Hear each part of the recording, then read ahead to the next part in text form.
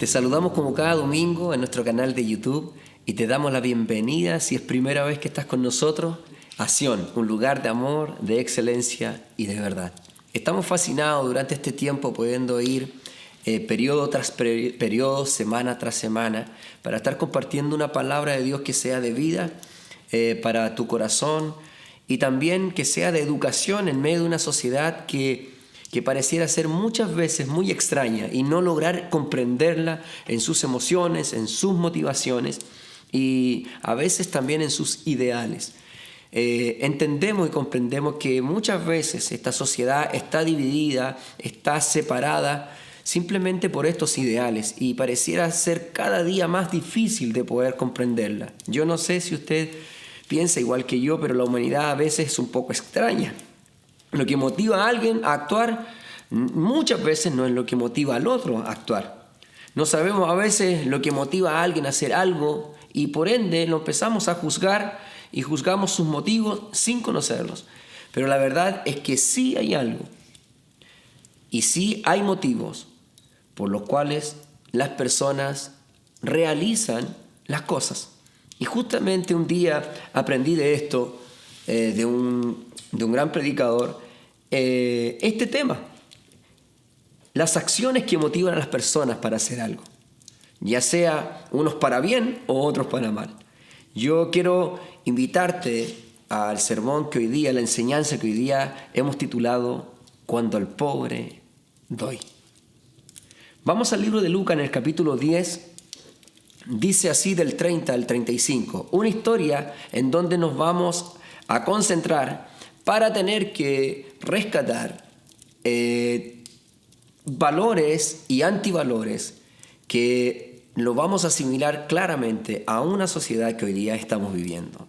Respondiendo Jesús dijo, un hombre descendía de Jerusalén a Jericó y cayó en manos de ladrones, los cuales le despojaron e hiriéndole se fueron dejándole medio muerto.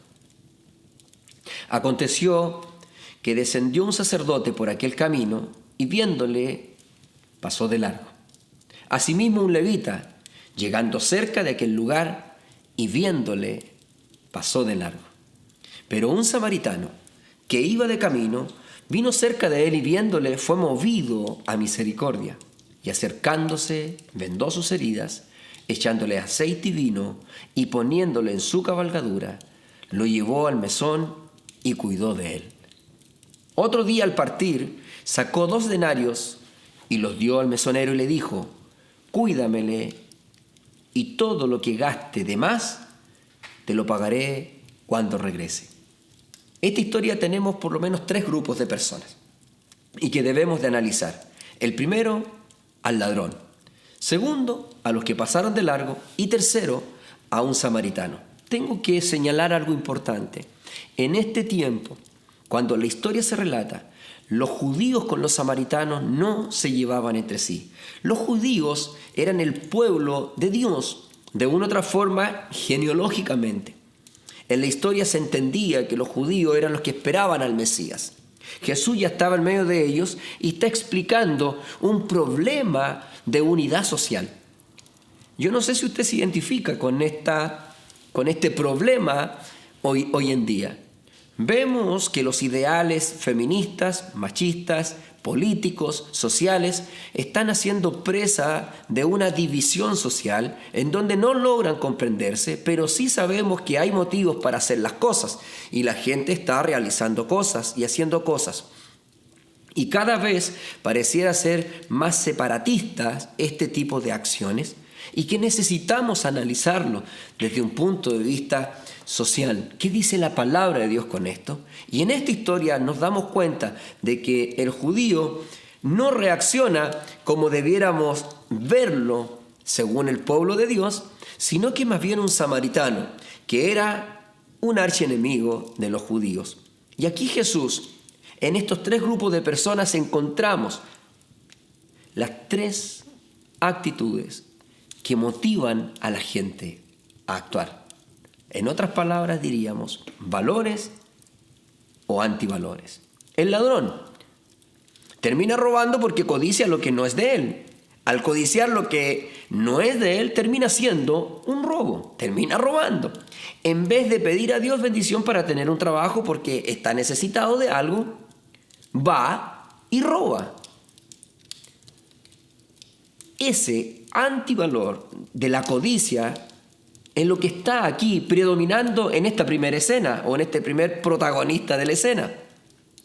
De lo que uno debe de alejarse, es lo que está llevando, yo pienso hoy día, a una sociedad, a acciones violentas para tener que tomar lo que no es de ellos. Y es aquí donde encontramos la primera acción, este primer pensamiento. El ladrón ve en el otro, codiciosamente, lo que él no tenía. ¿Y qué dice? Lo tuyo es mío.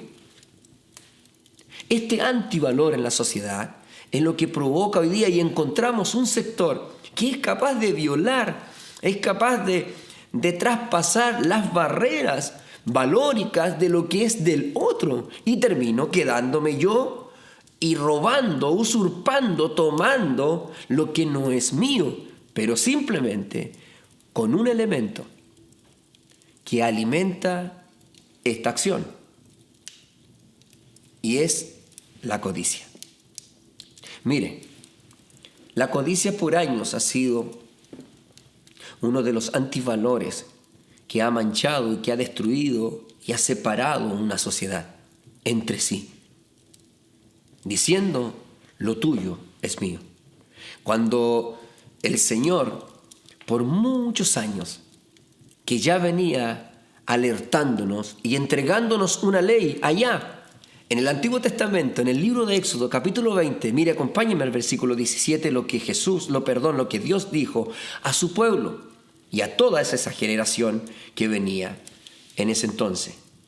17 dice así: no codiciarás la casa de tu prójimo, no codiciarás la mujer de tu prójimo, ni su siervo, ni su criada, ni su buey, ni su asno, ni cosa alguna de tu prójimo. Entonces, la pregunta que nos hacemos, ¿el hombre no puede codiciar nada del prójimo? La palabra de Dios aquí es explícita al enseñarte y al enseñarnos, diciéndonos, el problema no está precisamente en codiciar, en querer algo. El problema está en cuando esa codicia está directamente relacionada con quitarle lo que es de tu prójimo.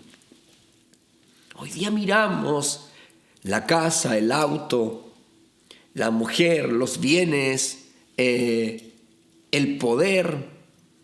Hoy día toda esta lucha, estas batallas, estas diferencias que son legítimas, provocan una odiosidad en una nación por la codicia, por codiciar poder, por codiciar estatus, por codiciar dinero, por codiciar, y miramos a los vecinos, miramos al otro y comenzamos a codiciar, y esa codicia más tarde termina en usurpar, en robar literalmente o simbólicamente, emocionalmente, lo que es del otro. La definición de codicia es el deseo de que algo sea tuyo. La palabra de Dios nos dice que debemos de codiciarla a ella, su palabra. Ahora, usted cuando entiende por codiciar, tenemos que entender algo muy importante y lo digo acá. Jesús anhela, Dios desea que su palabra sea propiedad suya. Cuando nos dice codiciar mi palabra, es porque Él desea que su palabra sea parte nuestra, porque entiende el concepto Dios ahí de lo que es propiedad de cada cual. Y Él desea que su palabra sea tu propiedad. Entendiendo y reflexionando ante la definición, es el deseo de que algo sea tuyo. Cuando yo tengo el deseo de que su palabra sea mía, yo la codicio, yo anhelo esa su palabra. Y eso no está mal. El problema está en codiciar lo que es del prójimo. Usted no tiene que codiciar la mujer de su prójimo, entonces, sino que la suya. ¿Por qué? Porque si usted deja de codiciar su mujer, deja la puerta abierta para codiciar la mujer de su prójimo. No sé si me estoy explicando. ¿Me escuchó bien? El problema está en cuando yo empiezo a ver lo que mi prójimo tiene y yo lo deseo en mi corazón tener de mala forma. Mire, revisemos la oración del Padre Nuestro, por ejemplo, que es tan conocida. No tiene que codiciar lo de nadie. ¿Por qué? Porque usted puede tener lo suyo. Mire, el Padre Nuestro dice, Padre Nuestro. Así comienza. Y detengámonos ahí. Y si gusta ahí, donde está sentado, repita conmigo. Esa oración que para muchos es casi un rezo. Padre Nuestro. Repita nuevamente. Padre Nuestro. Le pregunto, ¿de quién es el Padre? Es suyo, es nuestro. Dios nos deja, Jesús nos deja esa oración para que podamos comprender de que somos de su propiedad. Dios, entonces, ¿de quién es? Es suyo, es mío. Avancemos entonces. No solo nos dice que Él es nuestra propiedad, sino que también nos deja en esa oración una información muy importante. Luego sigue diciendo, el pan nuestro. ¿De quién es el pan? Usted dice inmediatamente, es mío. Si Él mismo nos dice que el pan nuestro, dánoslos hoy, el pan es suyo. ¿Quién lo tiene? El Padre. ¿Qué debemos de hacer para que nosotros lo podamos tener? Decírselo, pedírselo. Él nunca lo va a soltar si nos dejó esa oración, si usted no se lo pide. Entonces nosotros podemos tener todo lo que en santidad, en lo que en su propósito, su Padre ha decidido dárselo a sus hijos. La gente sufre escasez, sufre necesidades en cualquier área, como por ejemplo, cuando usted dice, yo quiero tener una casa, y puede querer tener un auto, puede querer tener una esposa, querer tener dinero, ¿sabe quién lo tiene? Lo tiene su Padre. Y es su Padre. Me gustaría que pudiera repetir conmigo ahí donde está. Yo tengo un Padre que es dueño de todas las cosas. Entonces, cuando comprendemos que este Dios, el gran Dios, es tuyo, es de tu propiedad, no es el Padre ajeno, eres heredero de todas las cosas. Y podría aprovechar de decirte, detente, para, deja de sufrir, deja de tener odiosidades, deja de tener envidias, deja de codiciar lo que no es tuyo.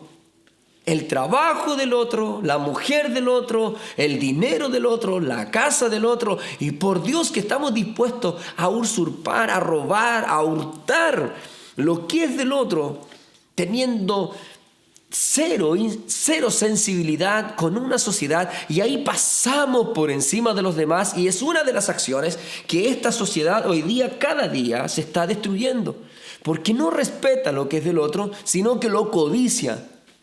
No es suficiente con lo que tienen, no son capaces de pedirle a su Dios, a su Padre, que les bendiga. ¿Para qué? Para no robar lo que es del otro, para no quedarse con lo que es del otro y no tener esta codicia que enferma a una sociedad y la separa y la hace vivir en odiosidades por no pedirle a quien su Padre. Yo creo que es netamente una falta de paternidad la que hoy día una sociedad tiene, porque Él nos dice, dánoslos hoy. Él nos pide que le pidamos. Así que, ¿sabe qué? Si tiene necesidad de algo, si a usted le ha entrado la codicia por tener lo que su prójimo tiene, comience a decir conmigo, yo tengo un Padre que es dueño de todas las cosas. No necesitas estar en esa amargura. La codicia no debe ser nuestra motivación, ni siquiera en los negocios. A veces escucho, a los empresarios o a los emprendedores decir, ¿cómo le quito el cliente a mi competencia? No trate de idear estrategias que le permitan quitarle el cliente a su prójimo, sino que más bien ore a Dios y dígale, Señor, yo oro por aquella mi competencia, aunque él no piense como tú, y te ruego que le bendigas, que le prosperes, porque suficiente gente existe en el mundo a quien yo le pueda vender mi producto. Dirígeme a ellos porque yo anhelo bendecirles y no robarle a nadie lo que no es mío. Amén. ¿Qué sería maravilloso poder tener este principio? Bien, el ladrón piensa, lo tuyo es mío. Pero no solamente hubo un ladrón en la escena, sino que también hubieron sacerdotes y levitas, que mirando de lejos pasaron de largo. Y aquí aparece una segunda acción, que también la vemos en la sociedad como la vemos en esta historia. ¿Qué dijeron ellos? Lo mío es mío. Ya no lo tuyo es mío, sino que dejan de pensar que lo tuyo es mío, pero pasan este otro sector a otro antivalor, a decir, lo mío es mío. Esta acción está alimentada por el egoísmo. Una sociedad egoísta. Una persona egoísta. Tanto el sacerdote como los levitas, egoístamente, no les importó la condición del otro, que estaba ahí, medio muerto, sino que de lejos le vieron y dijeron, pobrecito, no tengo nada que hacer. Voy a orar por usted, hermano, para que le vaya bien. Y no les ayudamos nada. ¿Por qué? Porque decimos, como muchas veces hemos escuchado, yo no me meto con nadie, nadie se meta conmigo. Eso no es mi problema. Cada uno se arregle como pueda, en un adagio muy chileno o muy coloquial, cada uno rásquese con sus propias uñas. Y de esa manera creo alejarme de una responsabilidad. Tenemos una sociedad que cada día es más egoísta y más insensible. Todos, quiero decirles que interactuamos de una u otra forma. Todos nos tenemos que relacionar de una u otra forma. Estamos entrelazados, somos parte de una sociedad y una sociedad se conforma justamente por las relaciones sociales. Y de otra manera vamos a vivir cada uno su submundo. Y qué terrible es poder ver esta realidad como hoy día se genera y crece en este posmodernismo social, en donde la gente vive su propio mundo. Ya no es fácil pasar e ir por una carretera y viajar o trasladarse de un punto a otro con el famoso dedo que le llamábamos antiguamente. Hoy día pasamos cada vez más insensiblemente por el lado de aquel que con una cara muchas veces te hace este gesto y luego cuando ya te vienes acercando te hace así. Por favor, llévame. ¿Por qué? Porque ya no confiamos. Porque lo más probable es que vamos a echar arriba a aquel que piensa como el primero, lo tuyo es mío, un ladrón. Y nos insensibilizamos y pasamos a esta otra acción, lo mío es mío. Y me meto en mi hogar, en mi casa, protegido, en mi muy buen auto, todos los días calentito, voy viajando y disfruto egoístamente lo que quizás un día este mismo Dios te dio.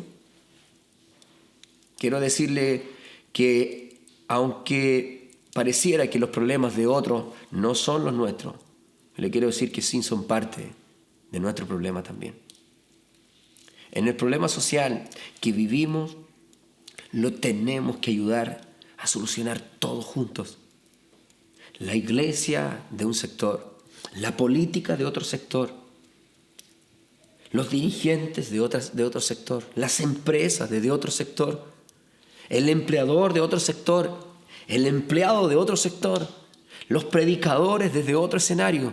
Pero ¿sabe qué? Estamos entrelazados y tenemos que comenzar a combatir una realidad social, pero todos juntos. No pensando, lo mío es mío y lo de él es de él, yo no me meto con nadie, así que no se meta nadie conmigo. ¿Cuántas veces has pasado de largo sin poner atención a lo que el otro puede estar necesitando o pasando? ¿Cuántas veces egoístamente hemos avanzado por esta vida? El ingeniero sobrepasando al trabajador. ¿Cuántas veces hemos llegado a un mall, que hoy día lo echamos de menos quizás? ¿O cuántas veces hemos ido a esos espacios abiertos en donde todos vamos a disfrutar? Pongo el ejemplo de un mall porque generalmente ahí es donde vamos de una u otra forma con algunos de nuestros bienes económicos y vamos a adquirir alguna prenda. Yo no sé si alguna vez has salido de una tienda con una polera o con un artículo pequeño que sea, lo compraste en esa tienda del mall y luego saliste y le entregaste al que estaba barriendo, limpiando el piso.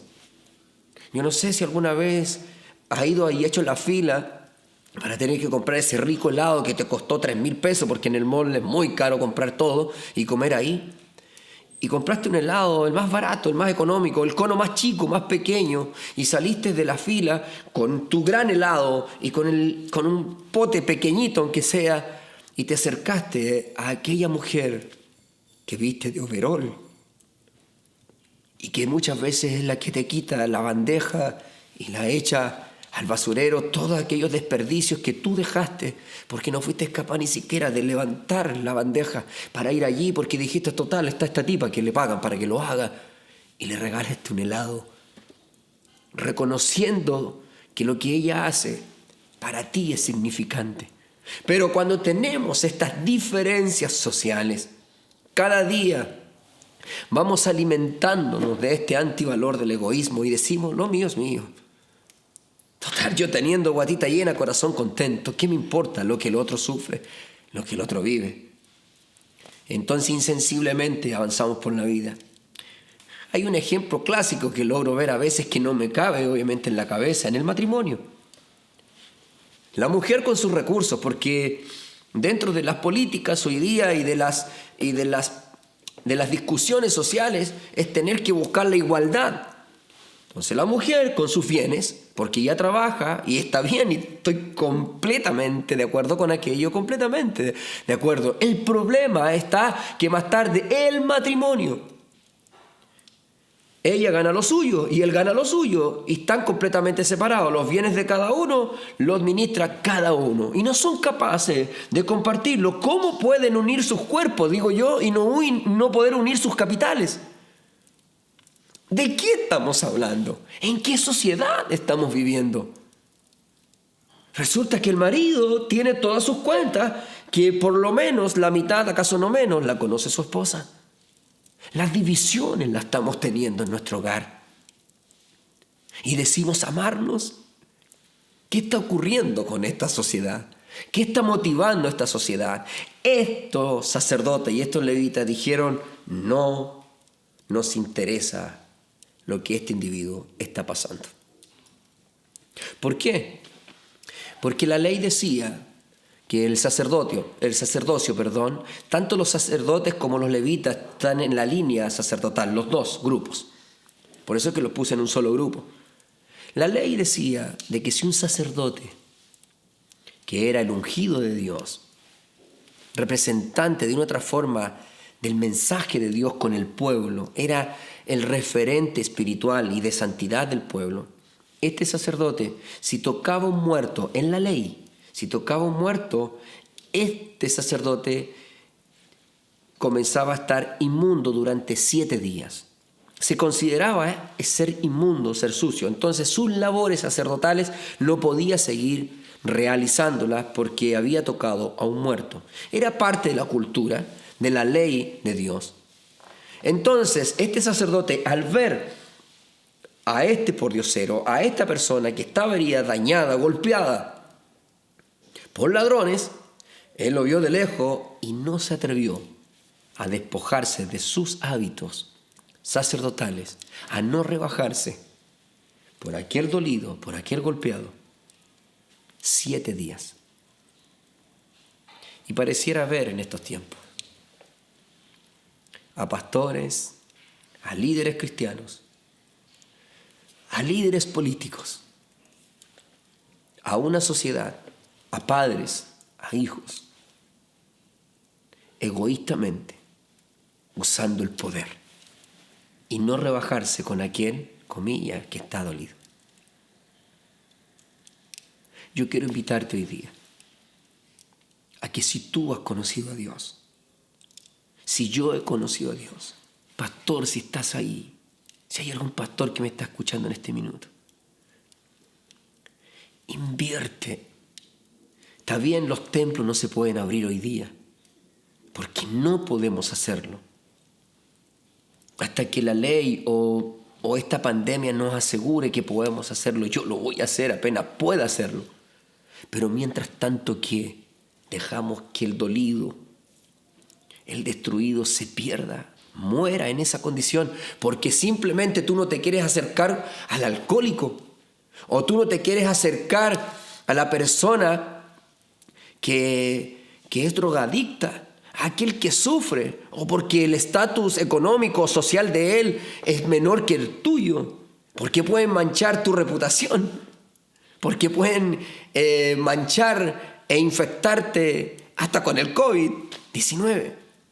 ¿Qué es lo que hoy día te hace vivir solo tu vida egoístamente? Hoy todos los manjares en tu mesa y corres al supermercado y te compras 200, 300, 400, no sé cuánto invierte en el supermercado y llenas tus despensas. Mientras tanto, quiero decirte que hay gente ahí tirada en el camino que está teniendo necesidad.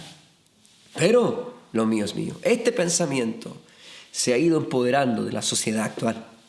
Necesitamos dejar cuanto antes el egoísmo y no pasar más de largo por aquel que lo está necesitando. El samaritano, él no pensó igual. Y en este tercer grupo, creo que esta acción es la que viene del cielo. Y esta última acción, estoy seguro que es la de Dios. Y este samaritano no pensó igual que los otros anteriores, sino que él dijo: a ese necesitado, lo mío es tuyo. Quizás lo que hoy día una sociedad necesita, quizás lo que tu familia necesita, quizás lo que tu matrimonio necesita, quizás lo que esta amistad necesita. Pastores, quizás lo que tu iglesia necesita. Decirle: lo mío es tuyo. Cuando el samaritano dice, en la misma escena que se encuentra, él dice que se acercó y vio, y luego fue movido a misericordia. Para poder yo sentir compasión, para poder sentir misericordia, primeramente tengo que tener la voluntad de acercarme a la necesidad, de compartir las necesidades. Yo un día escribía por ahí dentro de los pensamientos y lo subía a las redes sociales: no presuma ser pastor si no está pasado a lana y solamente a palabra. Las ovejas necesitan sentir a su pastor. Los líderes necesitan sentir a sus líderes cerca de ellos, y no desde un podio gritar y determinar las acciones de una empresa, y no desde el podio, no desde el búnker de su oficina, estar tratando de decir que son los líderes de tal o cual organización. Ellos necesitan sentirte. Los hijos necesitan sentir a un padre cercano. Hay algunos que dicen: no, yo soy tu papá, no soy tu amigo. Discrepo profundamente con aquello. Papá, mamás, si usted tiene esta enseñanza antigua, infundamentada, antivalórica, de pensar que su autoridad corre riesgo, si usted es un amigo de su hijo, quiero decirle que está en serio problemas su relación con sus hijos. Porque lo único que su hijo ve y lo único que veo yo con ese refrán dentro de su hogar es una división. Para poder sentir misericordia tenemos que acercarnos. Para poder comprender a los nuestros, tenemos que acercarnos. Para poder palpar las necesidades, como dicen los políticos, tenemos que estar ahí. Pero es solo una frase política. En cambio, Jesús ve reflejado en este samaritano, en esta historia, de que debemos de acercarnos y ver, y luego seremos movidos a misericordia. Mire, el libro de Efesios capítulo 4, versículo 28 dice: el que hurtaba, no hurte más. Vemos ahí la primera acción, la del ladrón. Perfecto. El que hurtaba, no hurte más. Pero no termina ahí, sino que dice, sino trabaje. Vamos a la segunda acción, para tener que fortalecer, ¿qué? Lo que es mío. Pero luego vemos en este texto que concluye con lo tercero. Abandono, lo tuyo es mío, dejo ese antivalor y paso a un segundo antivalor que también debo de superarlo. Luego trabajo, ¿para qué? Haciendo con sus manos lo que es bueno, para que tenga que compartir con el que padece necesidad. ¿Para qué recibimos salario? ¿Para qué trabajamos? Debiéramos de ser movidos. ¿A quién bendecir? Buscar y sentir a esa persona a quien debemos de bendecir que esté en necesidad. Aquí está la acción del dar. ¿Para qué crecemos? ¿Para qué tienes tu carrera? Yo a los chicos siempre les digo lo mismo. Y aprovecho de decírtelo a ti. ¿Para qué estudias? ¿Para engrandecerte tú? ¿Para que más tarde todos hablen del ingeniero, del arquitecto, del médico? ¿Qué buscas con tu carrera? Seguir separando y dividiendo esta sociedad. ¿Para qué quieres aumento de sueldo? ¿Qué estás haciendo con los bonos que el Estado hoy día te está dando? Lo más probable es que ni siquiera con eso te está alcanzando. Porque hay gente que nunca le va a ser suficiente. ¿Y sabe por qué? Porque el principio de la prosperidad está en dar. Y ahí es donde necesitamos encontrar cada día a esta gente que tanto bien le hace a una sociedad. Gente generosa, gente que es capaz de ser movido al dolor y decir, lo mío es tuyo. Si logramos revertir esta sociedad con sus antivalores para insertarles estos valores bíblicos, de seguro que vamos a ser capaces de tomar a este dolido, cargarlo en nuestra cabalgadura, lo subiremos a nuestro auto, a nuestra camioneta del año, lo vamos a llevar a un mesón, al médico, en lugares donde lo van a restaurar, a la iglesia. Lo tomo, lo llevo a ese lugar y luego yo dejo dinero en garantía y si tiene que necesitar más de lo que ya hice por él, lo voy a hacer nuevamente. ¿Por qué? Porque me alcanza. Cuando comienzas a hacer el bien, y lo vemos en este samaritano, la prosperidad comienza a ser parte de tus recursos. Mire, Proverbios, acompáñeme al versículo 19, al capítulo 19, versículo 17. A Jehová presta el que da al pobre, y el bien que ha hecho se lo volverá a pagar. Aquí es cuando yo, al igual que un día escuché a alguien decir, aquí es cuando yo me pregunté, ¿sería incapaz de cobrarte, Señor, a ti? Y pareciera escuchar la voz de Dios diciéndote, y yo sería incapaz de no pagarte.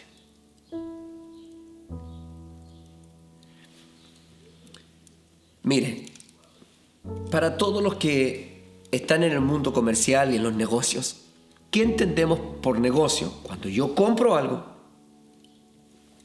y luego vendo, ¿cierto? Pero entre la compra y la venta yo le agrego una utilidad, que es el porcentaje de ganancia que me permite a mí poder sostenerme económicamente, ¿cierto? Entonces yo compro, luego aplico el delta de utilidad y luego vendo, ¿cierto? Bien, eso está en el negocio. Ahora, cuando yo pongo a Dios de por medio, compro, me resto la utilidad, no la considero, compro y luego doy. Cuando yo hago esta acción, cuando de lo mío no considero ganar nada, porque no es un negocio para mí, es eso que voy a dar, porque lo mío es tuyo y no genero utilidad, sino que toma, te lo regalo. El que da la utilidad es Dios, porque fiel es su palabra. A Jehová le presta el que da al pobre. Y si de algo yo estoy seguro, que mi Dios sí sabe pagar, que mi Dios nunca debió un peso a nadie, y Él te va a devolver, te va a pagar, pero la utilidad Él va a decir cuánto es. Y te puedo asegurar que su calculadora no es igual que la tuya, que su corazón no es igual que el tuyo, porque Él un día en la cruz del Calvario no estimó siendo igual a Dios, sino que se hizo siervo, y en condición de siervo Él murió por ti y por mí, y dio todo lo que tenía al unigénito Hijo. Lo dio todo lo que Él tenía, lo tomó y lo dio. Cada vez que tú siembras en un necesitado en manos de Dios, estás poniendo las cosas. La generosidad debe ser parte esencial de nuestro carácter. Entonces ahí se cumple nuevamente el versículo 28, haciendo con sus manos lo que es bueno, para que tenga que compartir, con el que padece necesidad. ¿Cuál es el verdadero ayuno? Dice Dios, que partas el pan con el hambriento. Partir el pan. No dice Dios que no te comas nada y que lo des todo. Parte el pan, cómete una parte, y la parte que partiste, dala a los pobres. Eso es verdadero ayuno, compartir lo que tengo. Tener capacidad de eso, de partir y decir un día, hay alguien que tiene necesidad. Mire, lo interesante de esta historia, y que me llamó mucho la atención, que el que hizo el bien fue un samaritano extranjero, y no uno de su propio pueblo. No fue un judío, fue un samaritano extranjero. Nosotros no podemos esperar que alguien de afuera nos esté bendiciendo siempre. Para los nuestros estamos nosotros. ¿Quieres tener la actitud de este samaritano? Entonces, ahora mismo permíteme poder orar por tu corazón y podamos sentir en nuestro interior que estamos dispuestos a mancharnos, que estamos dispuestos a reformar, a restaurar los valores de la sociedad. Y aunque seamos un punto en el universo, ¿sabes tú? Pero ser capaz hoy día, ahí donde tú estás, y decirle a tu Señor, a tus hijos, no sé, con cualquiera que estés, o si estás solo, decir, yo me comprometo. Moisés, yo me comprometo, pastor, yo me comprometo, tío, yo quiero comenzar a restaurar esta enfermedad social separatista, divisoria, protestante, gente que no se conforma, que pelea y que para todo levantan una discusión. Debemos de comenzar a unirnos para tener que cambiar una realidad, pero con estos valores cristianos Y si quieres ser como este samaritano, sin duda que así lo serás. Donde tú estás ahí, haz esta oración conmigo. Señor Jesús, yo sé que tengo un Padre que tiene todas las cosas para mí. Deseo cambiar mi manera de pensar y no ser, Señor Jesús, egoísta.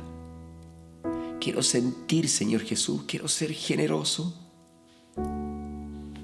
Quiero tener la dicha, la capacidad de sentir que nada es mío, que todo es tuyo. Y que cada vez que comparto con el pobre, con el necesitado, que a veces la pobreza no siempre es económica, muchas veces hay pobreza en el alma de la sociedad. Y nosotros hoy día hemos determinado invertir, Señor Jesús, tiempo.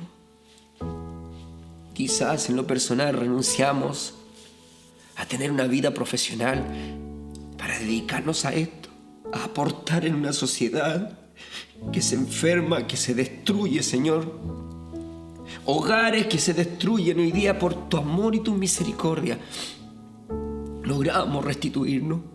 Yo en el nombre de Jesús echo fuera el odio, el rencor, la avaricia, el egoísmo, para que tú pongas en nosotros esta acción maravillosa y decir, lo mío es tuyo.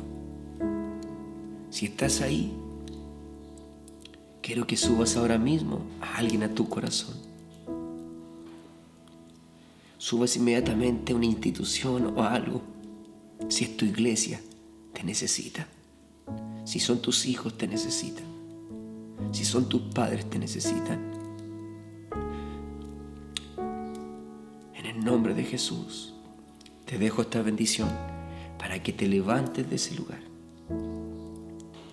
y puedas ir hasta ese necesitado y decir, perdóname si egoístamente no compartí lo que es mío contigo, pero hoy día te digo, lo mío es tuyo.